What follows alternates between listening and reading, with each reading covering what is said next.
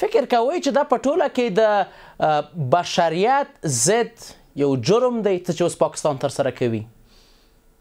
زه خبره ده دا سراسر سرغړونه ده د انسانیت نه، اسلامي قوانینو نه، بشري قوانینو نه، دا د کډوالو لپاره چې کوم قوانین جوړ شوي دا سراسر سرغړونه ده.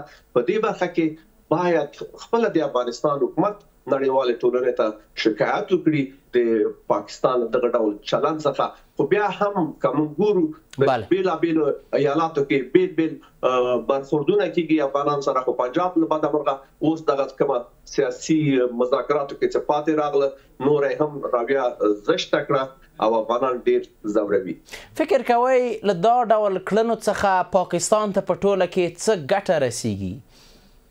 پاکستان ته هیڅ ګټه نه رسیږي. اول ځینې خلک وایي چې دغه افغان کډوال په پاکستان باندې بوج دي. اصلا نه دي. دغه موږ افغانان چې په بهر په غربي هېوادو کې میشت یو، زموږ کورنۍ هلته دي، په زرهاو میلیونه ډالر موږ استوو.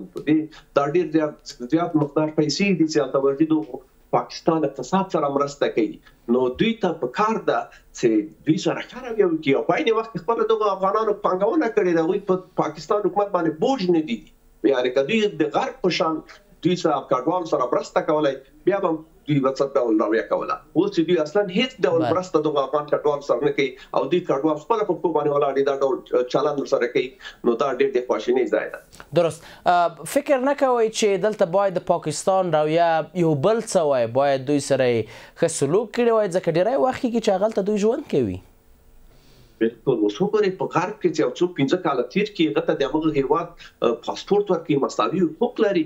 هلته په پاکستان چې یو اسلامي هېواد ته یو تقریبا یو ډول فرهنګ لرو، عنعنات لرو، خو بیا هم دوی دا ډول ناوړه چلند کوي. حتی اسلام خپله چې دوی دعوه کوي چې دوی د اسلام په نامه باندې جوړ شوي دي، بیا هغه اسلامي چلند نه کوي او ډول ظلمونه افغانانو سره کوي. حتی دوی مالونه چې دوی بېرته هېواد ته راستنېږي دوی نه ستنوي، نو دوی له حد نه زیات ظلم کوي او د دې ظلم انجام که نه ده او دوی ته دا ښه پایله نه لري. دوی خو بیا ګیله کوي چې ولې افغانان دوی سره ښه نه دي، خو همدغه د دوی بده رویه ده چې افغانانو سره ښه نه دي. که نه افغانان خو سوله ییز خلک دي، کوشش کوي چې په سوله کې ژوند وکړي.